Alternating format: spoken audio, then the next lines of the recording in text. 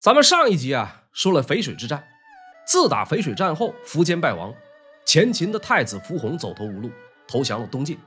苻坚的庶长子苻丕辗转到了晋阳称帝，慕容垂建立了后燕，渐渐在关东做大。慕容冲的西燕1年之内接连5位君主被杀。姚苌建立了后秦政权，在关中与10人军团的苻登冲突不断。苻天王是驾鹤西去不复返，北中国重新回到了4分5裂的局面。感谢您收看收听烽火照东南的节目，这是漫聊五胡16国的第14集，片中内容全部取材自官修正史。如果喜欢我的节目，欢迎订阅我的频道并打开小铃铛。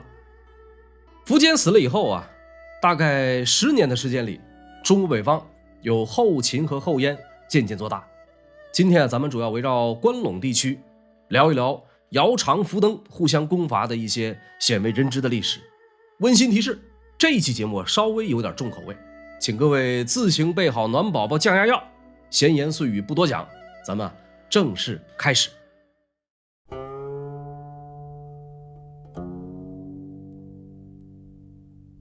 苻坚败亡以后他的太子苻弘弃城出逃，城外的慕容冲进入长安，放纵士兵烧杀劫掠。苻弘最后带着前秦皇室以及外戚共计几千人投降到了东晋。淝水之战过后呢，仅仅2年，原本剑拔弩张的秦晋双方化敌为友。那么东晋孝武帝司马曜下诏将苻氏安置在了江州。20年以后，苻弘跟随桓玄起兵反晋，最后呢兵败被杀。大帅哥慕容冲只比苻坚多活了几个月。他的叔叔慕容垂在关东已经建立后燕，叔侄俩的关系并不好。慕容冲呢想留在关中维持西燕政权，可是手下的鲜卑将士们都想回到关东，一来二去矛盾激化，慕容冲呢最后被叛变的部将结果了性命。此后的西燕好像开启了循环模式，包括慕容冲在内，1年之内接连5个皇帝被杀，直到慕容永上台以后才有所好转。这个慕容永是前燕皇室旁支出身，论起来呢和慕容俊、慕容垂都是堂兄弟，但是这个家伙属于比较远的一支，连爵位都没混上。前燕亡了以后，他被迁到长安，曾经一度沦落到市场上摆摊为生。当了皇帝以后，一朝得势，鸟枪换了炮，不敢回关东和慕容垂抗衡，于是呢领着部众跑到河东闻喜定居下来。闻喜呢就是今天山西运城闻喜县。这个西燕政权就这样在这一带又维持了几年。自打慕容氏撤出长安，这关中呢渐渐成了姚苌的天下。386年，姚苌定都长安，正式称帝，尊其父姚懿仲为景元皇帝，他的兄长姚襄为魏武王。羌人后秦政权从此呢开始在中国历史上刻下了浓墨重彩的一笔。当时关中的形势大致就是这么个情况。那么人在关东镇守邺城的苻丕被慕容垂围困日久，苻丕不得已转向东晋方面求援。东晋呢派出了龙骧将军刘牢之赶赴邺城，出战小胜。这个慕容垂呢撤去包围，向北撤退。刘牢之是一路追赶了200多里，来到一个五桥泽的所在，看到燕军的辎重散落一地，这个晋军就开始争抢辎重物资，结果刚好中了慕容垂的圈套，被燕军杀得大败，阵斩数千骑，刘牢之单骑逃奔。苻丕凭借着城坚粮足在邺城固守，到后来呢粮草全都耗尽，只能是削些木头的碎屑去喂马。慕容垂那边呢也没好到哪儿去，连年征战又赶上灾年，幽蓟地区发生了极为严重的饥荒，百姓相食，易落萧条，很多士兵也被饿死。慕容垂不得不禁止民间养蚕，把桑葚作为军粮。最后苻丕也终于耗不下去了，放弃了邺城。前秦的骠骑将军张豪和滨州刺史王腾当时正据有晋阳自保，苻丕呢就带着男女6万余口跑到了晋阳。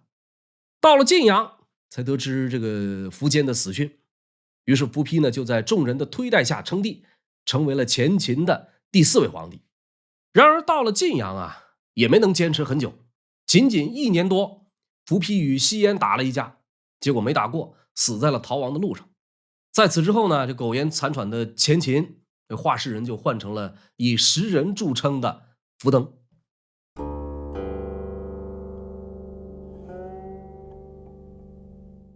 苻登啊，字文高，前秦宗室旁支，论起来呢是苻坚的族孙。这个人的早年啊，少而雄勇有壮气，但是文化修养不怎么样，因此呢，并没有得到苻坚的重用。长大一点之后，他是一改旧习，谨慎厚道，博览群书，因此先后被提拔为殿上将军、羽林监、扬武将军、长安令。后来不知道犯了什么事儿，被贬到了狄道，就是今天的甘肃临洮。他被下放到那里啊，去当县令。关中乱起，苻登投靠了镇守在扶罕的河州牧毛兴。正是从这里开始，苻登渐渐走上了他的巅峰。当时的陇西啊，聚集了许多前秦的多支武装势力，这些武装各自都有着数万兵马，名义上听命于苻丕，但是互相之间并不团结，彼此攻伐习以为常。后秦的姚苌看准时机攻略陇右，毛兴本人呢，在这时候因为兵变被杀，众人就推举了毛兴手下的将领魏平为主。可是魏平这人啊，年老体衰，难成大事，人们又想着再立新主，商量了好几天，也没商量出来个结果。恰好赶上7月初7，众人正在欢宴之际，一个名叫旦青的氐族酋豪苍啷一声拔出腰间宝剑，对着众人说了这样一番话，说今天下大乱，我等休戚与共，非贤主不可以继大事。魏公年老，应该退位让贤。狄道长苻登虽然是王室叔属，但是智略雄明，胆识过人，请共立之，以赴大驾。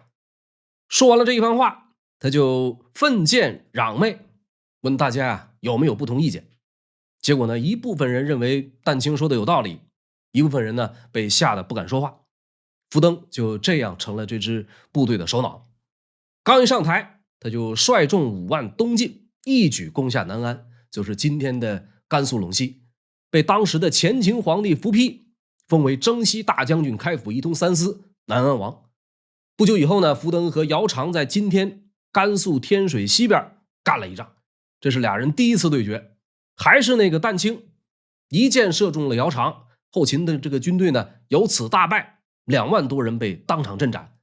这姚苌啊，伤得还挺严重，他本人呢就去了上邽养伤，将部众留给了他的弟弟姚硕德。姚硕德的生卒年不详，他是姚义仲最小的儿子，姚苌的同母弟，骁勇善战，文武全才。可是就在和苻登的部队接触了一段时间以后，能文能武的姚硕德傻了眼，因为出现在他面前的是一支如假包换的吃人的部队。当时的陇西饱经战乱，连年干旱，田地里面收不了几粒粮食，饿死的人却随处可见。苻登每次领兵打仗啊，被击斩的敌军尸体都被称为熟食。面对军粮的严重匮乏，苻登的解决办法呀，是把敌人通通吃掉。他通常呢会这样教导自己手下的将士，说汝等招战，目便饱肉，何忧于饥？早上出征，晚上吃肉，不必为饿肚子而发愁。这支部队呢也因此保健能斗。对于他们而言啊，每次出征打仗都好比整装开饭，敌人在他们眼中就好像一个个待宰的羔羊。姚硕德在和苻登对垒之后啊，明显不是一个量级的，被打得节节败退。姚苌收到战报以后呢，急召姚硕德说：“汝不来，必为苻登所食尽。你要再不回来，就要被苻登给吃了。”姚硕德呢，于是弃了秦州，奔姚苌而去。这时候苻丕啊，已经被西燕的慕容永所杀。从死人堆里边爬出来的前秦尚书寇仪，领着苻丕的2个幼子苻仪、苻昶来到南安。苻登得报呢，给苻丕发了丧之后呢，要立苻仪为帝。他身边的将士都认为大难当头，不能再立这个年幼的不懂事的小皇帝，众人共推福登为主。就这样，在公元386年农历11月，福登在南安东郊筑坛继皇帝位，成为了前秦的第5位皇帝。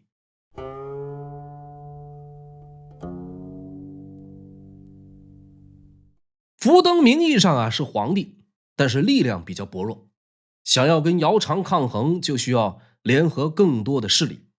于是福登呢，在军中立起苻坚的神位，每次出征都要用车拉着，车上有黄旗青盖，车外有300武士专门护卫。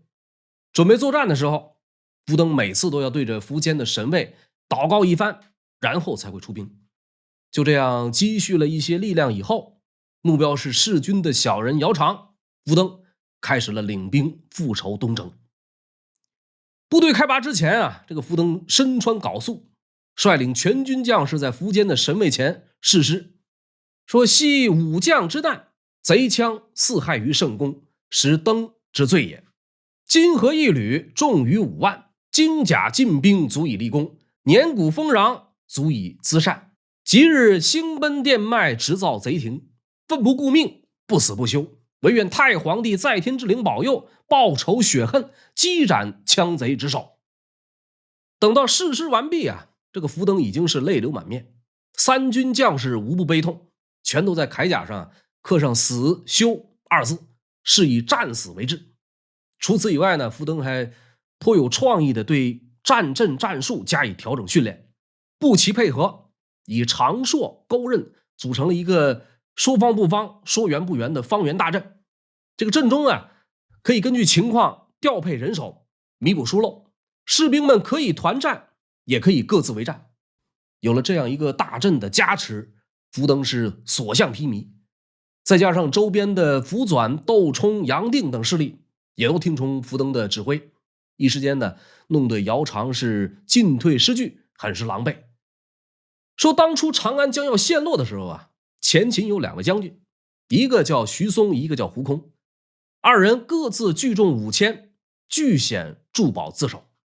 这个苻坚被姚苌一杀以后，这俩人就向姚苌投了降，并且迎回了苻坚的遗体，以王礼将其安葬在了2个堡寨之间。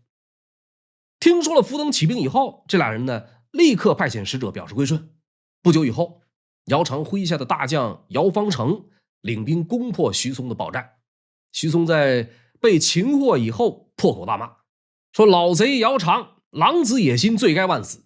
当初伏黄梅本来要杀他，是我家先帝求情才免他一死，并且对他呢收任内外，荣宠至极。猪狗尚且知道所养之恩，可姚苌老贼不但不知恩图报，反而弑君谋逆。你们这些羌贼连畜生都不如，何不速速杀我，好让我早见先帝，取姚苌狗头于地下。徐松的这一番痛骂把后秦的主将姚方成给骂的是勃然大怒，先将其砍成了3段，又把他那个首级涂上漆当便壶。徐松的妻子被赏赐给了军士，徐松的部众被全部坑杀活埋。姚苌在听说了以后呢，也是气不打一处来，愣是把苻坚的尸身给挖了出来，先狠狠抽了一顿鞭子，再剥去衣物，捆上荆棘，然后随便刨了个坑就给埋了。福登在听说了这个消息以后呢，怒火中烧，痛哭流涕。388年的2月，福登领兵来到招纳，姚苌呢则是据守在武都，双方你来我往，大大小小10余仗，互有胜负。到了10月份，打到弹尽粮绝的程度，这个姚苌呢就退回到了安定，福登呢也转移到了新平休整。就在这个期间发生了一件放眼整个中国古代战争史都难得一见且极为荒诞的一件事。可能是出于心理战术的这个考虑，福登领了1万多骑兵，绕着姚苌的营寨四面大哭，1万多个壮汉哀声嚎叫，哭到响彻天际，哭到这个敌军都为之动容。姚苌心里呢也是七上八下，最后干脆下令以毒攻毒，全军上下同样用哭的方式去予以回击。双方是你哭过来，我嚎过去，他们采取了一种全新的方式进行对决。尽管这种方式有效避免了伤亡，但是极为消耗体力。最终呢，先哭的福登一方败下阵来，收兵而去。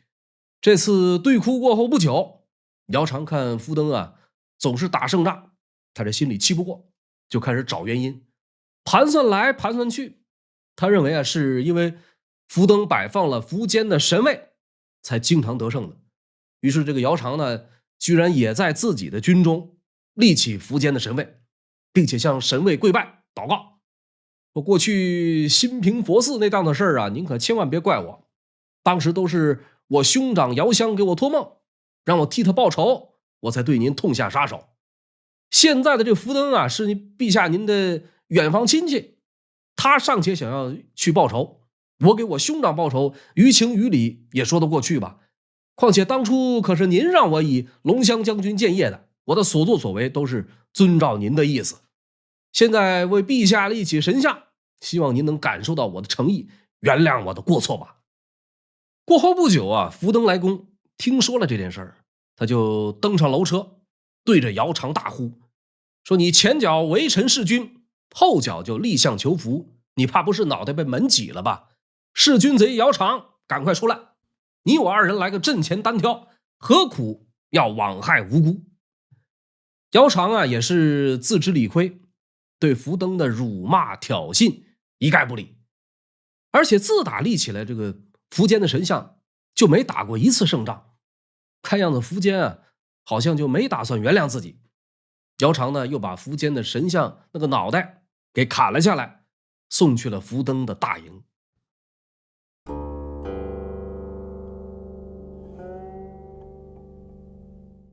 姚苌到底是个什么样的人呢？从史书当中啊，我们看到说他是少聪哲，多权略。从他以往干过的事儿来看呢，这是一个连鬼都欺骗的人，忘恩负义，流氓本性。这样讲可能不够客观，也欢迎您到评论区来补充探讨。姚苌的人品啊有待商榷，但是这个人领兵打仗绝对是把好手，赏罚分明，抚恤得体，善于收揽人心。福登在战术上很有一套，而姚苌呢，则是精于算计，有足够的耐心和谨慎，很少打没准备的仗。公元389年啊，福登率军东征，一路凯歌。期间，这个姚苌啊，想要偷袭福登的粮草辎重，结果半路上被福登击杀，俘斩2万余众。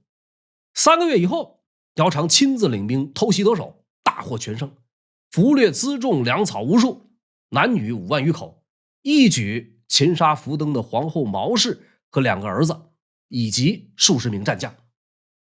福登的这位毛皇后啊，不知何许人，被写进了《晋书》的《列女传》，称得上是巾帼英雄，女中豪杰。遭到姚苌偷袭，营垒被攻陷，毛氏呢仍然弯弓跨马，领着几百人与姚苌交战，在杀伤甚重的情况下被俘虏。这毛氏呢相貌俊美，英姿飒爽，姚苌啊有意将其纳入后宫，但是这毛氏呢坚决不从，并且破口大骂，说我乃天子的皇后，岂能为羌贼所辱？姚苌老贼，你个卑劣小人，前害天子，今辱皇后，皇天厚土，你也不怕遭了报应？别废话了，赶快杀了我吧！姚苌听了以后呢，是怒而杀之。福登是赔了夫人又折兵，对姚苌恨之入骨，但是却偏偏拿他没有办法。每次劳师远征都是无功而返，两个人棋逢对手，相持不下，在关中接连打了5、6年的时间。之后这个局面啊，渐渐对福登越来越不利。姚苌占据了关中的10之7、8，而福登的地盘呢，大多是偏远山区。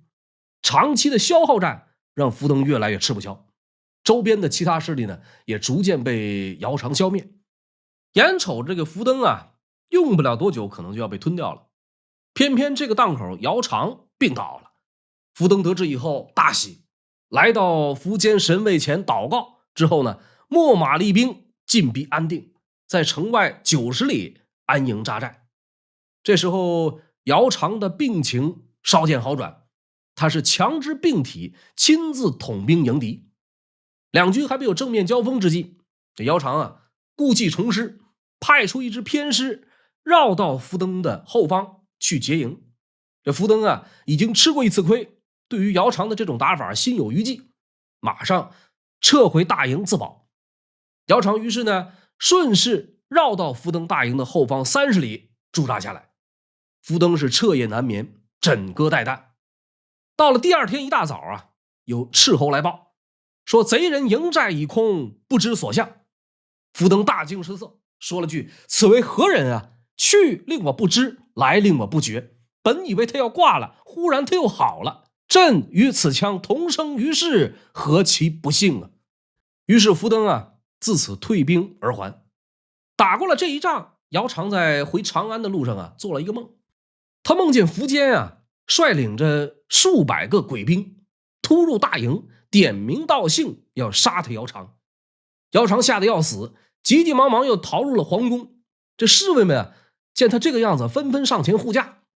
慌乱之中，有个侍卫不小心一矛刺伤了姚苌，这受伤的位置啊让姚苌很是尴尬，不偏不倚，刚好刺中了他的子孙根。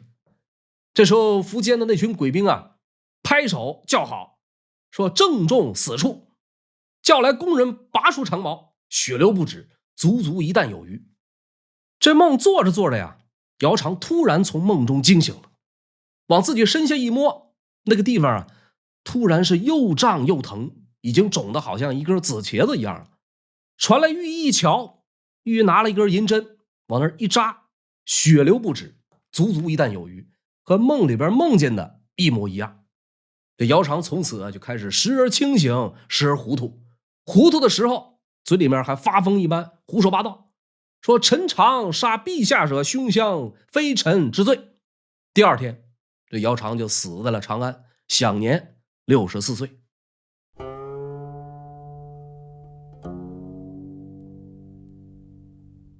姚苌死了，他的太子姚兴顺利继位。听说了这个消息，可乐坏了福登。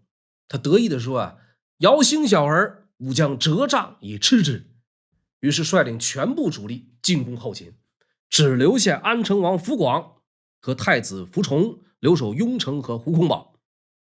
令福登意想不到的是，姚苌的儿子姚兴同样很会打仗。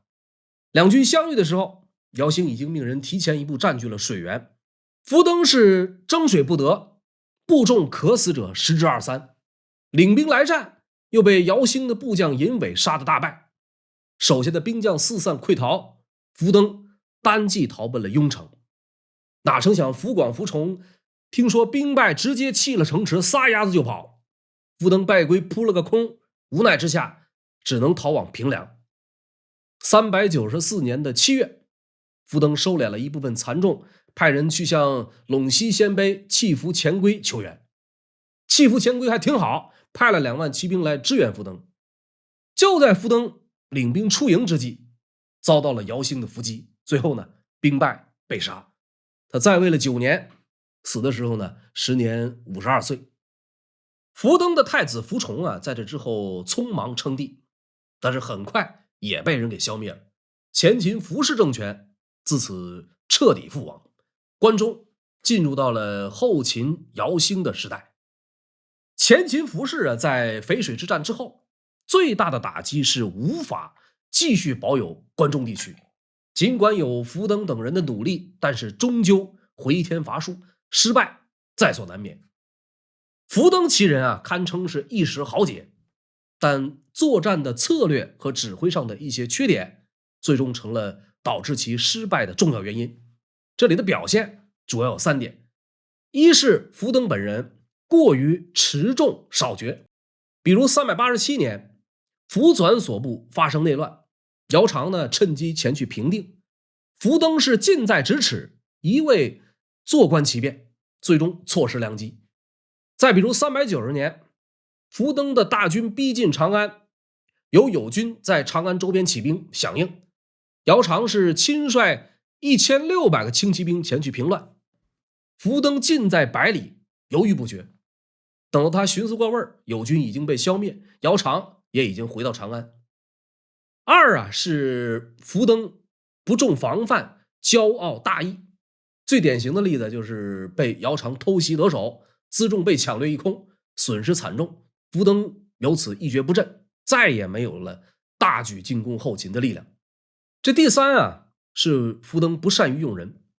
389年的时候，姚苌派人诈降福登，约好在福登进攻安定的时候开东门响应。福登信以为真，被羌酋雷鄂地一语道破。事后这个福登啊，意识到可能中了姚苌的奸计，最终呢取消了这次军事行动。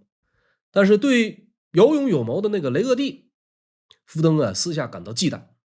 雷鄂地呢有所察觉之后，索性就直接率众投降了姚苌。在用人方面啊，但凡他能够得到苻坚3分真传，这福登啊也不至于最后败得那么惨。